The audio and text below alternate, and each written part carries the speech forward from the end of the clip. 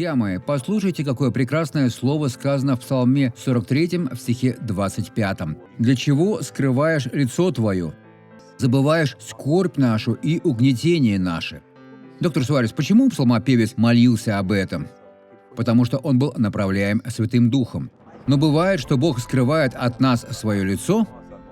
Да, когда мы грешим. Тогда Бог сильно расстраивается и не может смотреть на нас, поскольку Он очень свят. Но что нам нужно делать? Не грешить. А если согрешили, то сразу же попросить прощения, исповедаться и верить, что Он простил нас. Его лицо будет сиять над нами.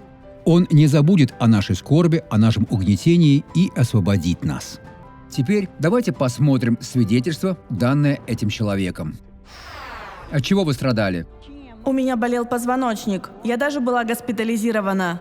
Когда я пришла сюда, я чувствовала боль, но теперь больше не чувствую. Честь и хвала Господу Иисусу. Вы ходили нормально или с проблемами? Я хожу нормально, но иногда у меня прихватывает позвоночник.